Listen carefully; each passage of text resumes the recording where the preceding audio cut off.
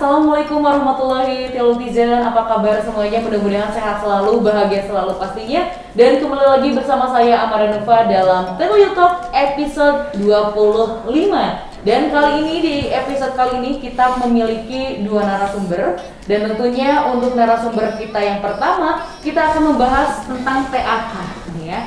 Siapa lagi kalau bukan ada Pak Kemas yang ada di samping Ama. Halo Pak Kemas. Sehat Bapak? Alhamdulillah sehat. Alhamdulillah. Gimana saya Mas, sehat? Alhamdulillah harus sehat ya Pak ya. Dan tentunya bersama Bapak Kemas kita akan membahas seputar TAK karena tentunya Telkom University tidak hanya fokus mengembangkan aspek akademis mahasiswa ya, tetapi juga mengembangkan lagi, memperhatikan juga tentunya aspek non akademisnya. Salah satunya mungkin Pak untuk mendorong mahasiswa agar aktif di kegiatan non akademis ini melalui TAK ya Pak ya, atau transkrip aktivitas kemahasiswaan, betul? Yep. Oke, nah untuk lebih lanjutnya langsung saja kita ngobrol bersama Pak Kemas selaku Kepala Bagian Pengelolaan Kegiatan dan Kesejahteraan Mahasiswa. Nah, untuk yang pertama nih Pak, Ama penasaran juga nih kan tadi baru singkat nih Ama menjelaskan tentang TAK, mungkin Bapak sendiri bisa menjelaskan lebih rinci lagi tentang TAK itu apa, dan mungkin untuk teman-teman mahasiswa, terutama mahasiswa baru yang belum tahu itu seperti apa TAK Pak? Oke, terima kasih Teh Ama. Jadi yang dimaksud dengan TAK atau transkrip aktivitas kemahasiswaan adalah parameter ya yang digunakan untuk mengukur seorang mahasiswa. Apa yang diukur? Keaktifan mahasiswa tersebut dalam kegiatan kemahasiswaan atau misalnya kegiatan soft skill. Jadi itu definisi dari TAK. Oke. Nah, kalau untuk tujuan dan fungsi dari TAK sendiri ini untuk apa, Pak? Untuk memperkaya soft skill-nya si mahasiswa tersebut. Karena kita ingin ketika mahasiswa lulus dari kampus, masuk ke dunia kerja, atau misalnya dia membuat startup gitu ya. Jadi kita ingin dia tidak hanya memiliki hard skill, tapi juga memiliki soft skill yang lengkap. Sehingga sukses di dunia kerja. Jadi ini sebenarnya untuk mahasiswa juga. Bentuk penghargaan mungkin untuk mahasiswa juga ya Pak ya? Iya, membuat mahasiswa lebih sukses lagi gitu. Oke. Karena mungkin ada nilai-nilainya kan ya, ada poin-poin yang diberikan. Nah, jadi untuk TAK sendiri nih, mahasiswa bisa mendapatkan dari mana saja Pak? Kata kuncinya adalah aktif. Jadi sepanjang mahasiswa itu aktif, maka dia akan mendapatkan poin TAK. Misalnya dia aktif di Ormawa ya, aktif di himpunan fakultas, aktif di BEM gitu ya, aktif di UKM, kemudian dia mungkin aktif di kegiatan riset di dosennya, aktif di laboratorium, itu semua adalah sumber untuk mendapatkan TAK. Juga dia misalnya ikut kegiatan seminar, atau sekarang karena lagi zaman online ada banyak yang menawarkan course gratis di Udemy atau di Coursera gitu ya, itu bisa menjadi sumber TAK. Oke, jadi non akademis di luar dari akademis, di luar dari pelajaran-pelajaran yang ada di kampus tentunya, yang ada di luaran, jadi lebih aktif, lebih banyak nilai yang bisa dia dapatkan juga. Betul. Poin-poin yang didapatkan. Nah, berarti memang sistemnya seperti poin-poin penilaian seperti itu ya Pak ya, yang dikumpulkan oleh mahasiswa. Untuk minimal poin yang harus didapatkan mahasiswa itu berapa jumlahnya Pak? Ada perubahan. Jadi di sistem TAK yang lama yang berlaku di Telju semenjak tahun 2013 ya.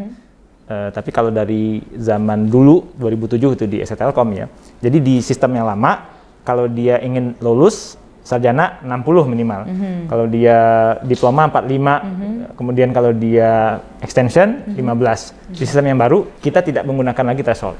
Jadi seperti apa tuh Pak? Nah, jadi di sistem yang baru kita memperkenalkan yang namanya Indeks Kemahasiswaan Kolektif atau disingkat IKK. IKK ini range-nya sama kayak IPK. Ya, misalnya AMA ya, IPK-nya 4. Amin ya Allah. Amin ya, harus aminin. Nah, pintar sekali ya saya ya. Betul. IPK 4 berarti kan semua nilai A di semester itu ya. Nah, kalau misalnya mahasiswa AMA tadi pernah ikut kompetisi menang di semester ini ya. Kemudian ikut pengabdian masyarakat, kemudian juga di UKM juga ikut, berarti kan aktif banget, ada buktinya. Maka indeks kemahasiswaan kolektifnya juga 4 di semester ini. Jadi kita begitu cara kita menghargai si mahasiswa tadi. Ketika dia lulus, dia kan ada 2 nih yang dia bawa, satu ijazah, satu lagi surat keterangan pendamping ijazah atau bisa disingkat SKPI. Nah, di SKPI ini akan kita cantumkan IKK dari mahasiswa tadi berapa. Kalau misalnya dia bagus IPK-nya, tapi dia pemalas, nggak pernah aktif di kegiatan kemahasiswaan. Jadi nanti IPK-nya 3,8, indeks kemahasiswaan kolektifnya cuma 0,5 misalnya. Nanti HR akan mempertanyakan, kenapa anak ini bagus IPK-nya tapi indeks mahasiswanya tuh sangat rendah gitu, berarti dia pemalas, oke nggak usah diterima. Jadi di situ selling point-nya TAK bagi mahasiswa. Semakin dia aktif, maka nanti di SKPI dia akan bagus nilai indeks kemahasiswaan kolektif dia. Kalau dia jelek, dia malas-malasan, berarti di SKPI nilai IKK dia rendah. Oke, jadi harus aktif ya. Iya. Dan berarti untuk nilainya nggak kumulatif gitu ya Pak ya? Nggak 60 poin, bukan ya? Berbeda. Tetapi disesuaikan juga sama IPK? Bukan sekali IPK. Jadi misalnya dia ikut UKM, kalau di sistem yang lama dihargai 5 per semester, di sistem yang baru mungkin cuma 1, kemudian dikalikan dengan persentase. Ikut UKM cuma 10%, jadi 1 kali 10%, kan kecil ya, 0,1.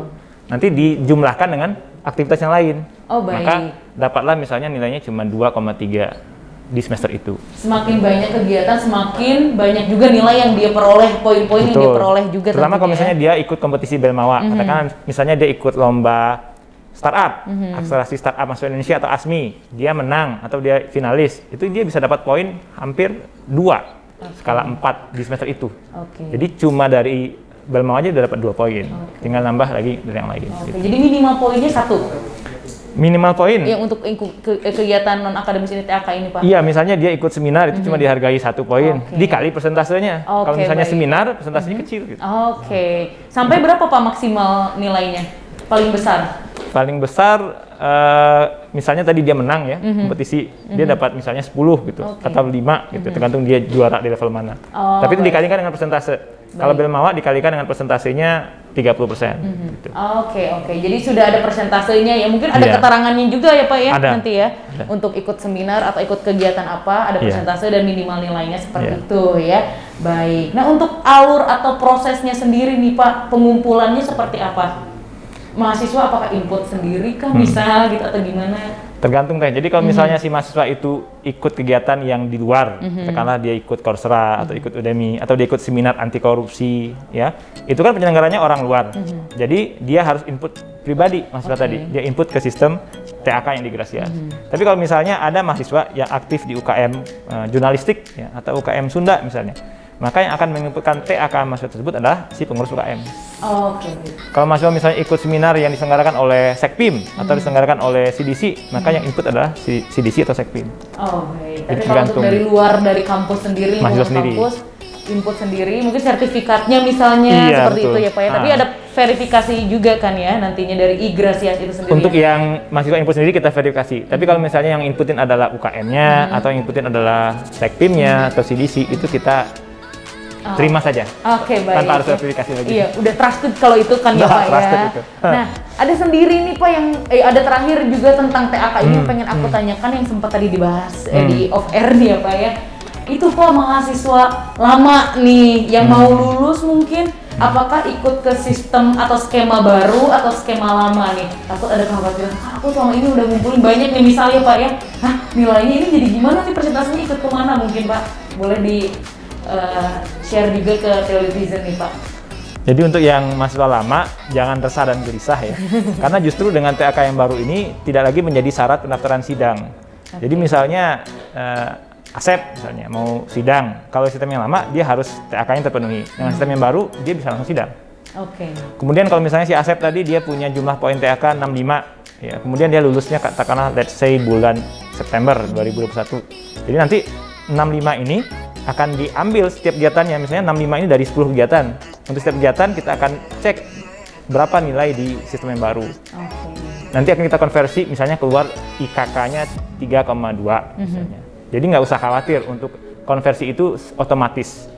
Sedangkan untuk lulusan juga otomatis lulus. Karena yang baru, TAK yang baru itu kita tidak menjadikan itu sebagai syarat untuk sidang, tapi hanya syarat untuk mahasiswa lulus tingkat pertama.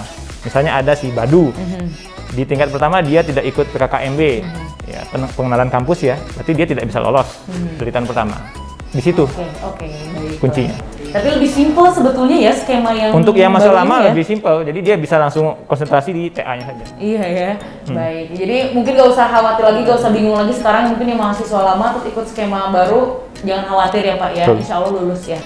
Nah barusan kita sedikit mengulas tentang TAK ya, atau transkrip aktivitas TAK Kemahasiswaan. aktivitas kemahasiswaan ya. Nah, selain itu juga tentunya Telkom University ini memiliki program beasiswa ya Pak Betul. ya, kemahasiswaan tentunya. Dan mungkin kalau untuk program beasiswa sendiri nih Pak, bisa dijelaskan apa saja yang ada di Telkom University? Kalau dilihat dari siapa yang memberikan dananya atau sumber pemberinya, itu ada dua jenis beasiswa. Yang pertama ada beasiswa internal dan beasiswa eksternal. Kalau internal itu dari kantong kita sendiri, dari uang mahasiswa yang masuk ke YPT, kemudian digulirkan untuk beasiswa. Kalau eksternal berarti dari perusahaan, misalnya kayak dari Paragon, atau misalnya perusahaan Amin ya, Facebook misalnya kasih sponsor gitu ya, kasih beasiswa ya. Jadi ini eksternal. Jadi ada dua jenis tadi, internal dan eksternal ya. Dan untuk pendaftaran untuk beasiswa tersendiri nih Pak ya, yang ada tersedia saat ini apa nih Pak? Kalau di bulan Juni ini kita belum ada pembukaan beasiswa untuk jenis tertentu ya, tapi kita lagi membuka master data. Jadi kita lagi buat database ya. Kita undang semua mahasiswa dari setiap fakultas untuk apply, nama dia akan masuk ke dalam database kita, lalu kita akan minta dia untuk upload beberapa bukti. Jadi nanti di akhir Juni kita sudah punya data, katakanlah misalnya 1.000 orang yang ingin melamar beasiswa. Begitu di bulan September atau bulan Agustus ada perusahaan yang ingin meminta nama-nama mahasiswa untuk jadi kandidat menerima beasiswa, kita akan ambil dari database tadi. Oke, jadi sudah tersedia ya, untuk cari-cari lagi ya untuk data-datanya ya Pak ya. Jadi nanti di bulan Juni ini semua mahasiswa harus aware terhadap tadi ya, pembukaan open recruitment gitu ya. Jadi silahkan hubungi asisten kemahasiswaan di setiap fakultas untuk tahu linknya di mana, kumpulkan datanya biar masuk ke database kami. Oke, jadi teman-teman juga Teletizen nggak akan harus apply terus-terusan gitu ya Pak ya, jadi sudah ada di database. Nah, kalau untuk syaratnya sendiri Pak, apa saja?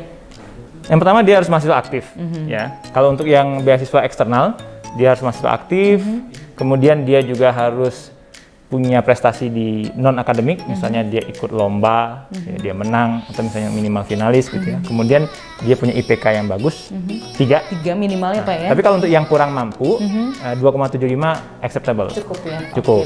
Ya. Untuk yang tidak mampu berarti ada tambahan surat keterangan tidak mampu. Dan berikutnya yang paling penting adalah tidak boleh sedang menerima beasiswa dari sumber lain. Jadi tidak boleh double. Oke, baik. Jadi jangan mau semuanya ya, beasiswa dapat dari sini, dapat dari sini, nggak bisa ya Pak ya? Hanya satu ya? Satu saja. Oke. Nah, untuk di Telkom University sendiri nih Pak, kan ada beasiswa, tadi Bapak sempat menyebutkan untuk yang kurang mampu. Betul. Nih, Pak ya. Betul. Nah, seperti apa Pak untuk teman-teman yang mungkin kurang mampu, persyaratannya harus memberikan data-data apa aja mungkin? Kalau untuk yang kurang mampu tadi, yang paling penting adalah surat keterangan tidak mampu. Contoh beasiswa dari Zakatel ya. Zakatel itu adalah lembaga zakat yang didirikan oleh para pensiunan Telkom ya. Jadi Anda harus punya surat keterangan tidak mampu, kemudian Anda minimal IPK 2,75 ya, kemudian harus masuk aktif. Nah, syaratnya kan cuma itu aja. Cuma SKTM ya. Mungkin ya. Iya. Tadi itu surat keterangan tidak mampu itu SKTM. Oh iya, SKTM ya. Disingkat ya Pak ya. Tinggal dimasukkan datanya ke database kami. Nanti ketika Zakatel minta, kita akan ambil dari database. Kita akan filter mana yang tidak mampu. Oke, baik. Jadi nggak usah khawatir juga ya, mungkin untuk teman-teman yang kurang mampu. Jadi untuk ingin dapat beasiswa full mungkin Pak, bisakah yang sampai lulus kuliah gitu Pak? Ada yang dari eksternal mungkin? Nah, pertanyaan bagus ya, karena tidak semua beasiswa eksternal itu sampai lulus. Ya. Ada beasiswa yang hanya mengcover 1 semester saja. Kemudian semester berikutnya kita harus apply lagi. Tapi ada juga yang sampai lulus. Contoh beasiswa Jabar Visual Leadership, ini digulirkan oleh Gubernur Jabar yang sekarang, Kang Emil, jadi ini mengcover sampai lulus. Kemudian misalnya beasiswa dari Bank Muamalat, ini juga mengcover sampai lulus. Sejauh ini lagi ada nggak Pak program beasiswa sampai lulus? Yang tadi saya sebutkan, ya. Kalau yang baru belum ada lagi. Belum ada lagi. Ditunggu aja mungkin nanti ya Pak. Selama datanya sudah ada, selama mahasiswa tersebut sudah daftar di database kami, di bulan Juni ini kita buka pendaftarannya. Jadi nanti ketika ada permintaan dari perusahaan atau instansi pemerintahan di semester 2, kita kasih datanya. Oke, baik. Yang penting sekarang langsung masuk aja database-nya ya Pak ya. Nah, tipsnya sendiri dari Bapak untuk Teletizen nih agar bisa mendapatkan beasiswa ini apa saja Pak? Satu, harus aktif. Ya.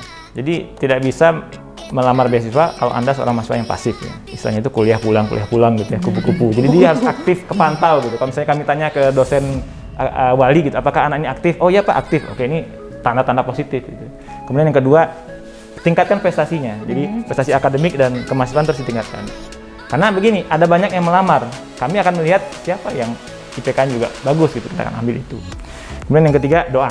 Ya, karena yang menggerakkan hati kami ya Allah ya. Iya. Jadi ya doakan, kemudian minta orang tua untuk mendoakan juga gitu ya. Dan yang keempat, perbanyak sumber informasi. Jadi jangan sampai hanya mencari sumber informasi itu dari Google aja. Ya. Coba lihat Instagramnya Telju, lihat Instagramnya Ditmawa gitu ya. Coba lihat Instagramnya Puspesnas, karena sekarang Puspesnas itu juga kasih beasiswa. Misalnya ada si Asep tadi ya, juara gimnastik, itu sudah dijamin nanti ketika dia lulus, dia dapat beasiswa S2. Sudah pasti Dari ya Pak, yes. sudah dipastikan. Baik. Jadi harus gaul. Iya ya, banyak berkegiatan dan banyak ikut dan meraih prestasi juga ya Pak. Maksudnya Ya? gaul di sini gaul mencari sumber informasinya Mencari juga. sumber Ya. informasinya. Oke, baik ya. CV dan portofolio juga ya Pak ya dipersiapkan Iya, ya. benar. Oke, dan katanya keterampilan menulis dan berbicara juga harus dikembangkan lagi ya Pak ya. Betul, karena nanti ada wawancaranya gitu. Kalau misalnya di internal nanti yang mewawancarai cuma dosen sama staf di BK. Tapi kalau misalnya beasiswa BI, berarti yang mewawancarainya adalah pejabat BI. Jadi harus benar-benar latihan gitu untuk bisa lancar dalam Gak gugupan juga Iya. mungkin ya. Oke, nah untuk informasi lebih lanjutnya nih Pak, bisa didapatkan di mana saja tentang beasiswa ini Pak? Di Instagram kami, ditmawa_univ Telkom. Oke. Dan yang lainnya juga mungkin untuk yang baru-baru gitu di SMB Telkom University juga bisa ya Pak ya? Oh, untuk iya, mahasiswa baru yang mau. Ya, untuk mahasiswa baru nanti silakan lihat di Instagramnya Patmi atau Direktorat Admisi. Sedangkan untuk mahasiswa yang ongoing itu di Instagram kami di ditmawa_univ Telkom. Univ Telkom. Ya. Baik, Bapak mungkin ada yang ingin disampaikan lagi untuk Telutizen biar makin semangat cari beasiswanya dan biar makin semangat juga untuk ngeraih poin-poin TAK-nya mungkin Pak? Iya. Jadi untuk Telutizen, beasiswa kata kuncinya adalah aktif, gitu juga dengan TAK ya. Kalau misalnya kalian hanya benar-benar stay di rumah gitu, hanya main game saja gitu ya, tanpa mencari informasi, tanpa ikutin kami gitu ya, kalian tidak akan dapatkan informasi tentang beasiswa dan juga TAK. Ada begitu banyak beasiswa ya. Jadi kalau misalnya kalian tidak pernah bertanya kepada kami, tidak pernah aktif mencari, maka kalian tidak akan mendapatkan informasi itu. Ya, demikian. Oke, baik. Terima kasih Pak Kemas untuk waktunya. Sama-sama. Sampai ketemu lagi. Sehat dan bahagia selalu ya Pak ya. Amin, amin, amin. Amin. Dan Telutizen itu dia obrolan bersama Pak Kemas. Mudah-mudahan memotivasi Telutizen biar makin aktif lagi ya. Sekian informasi dari Pak Kemas juga, dan nanti kita akan berjumpa lagi tentunya masih barengan sama Amara Nova di Telyu Talk.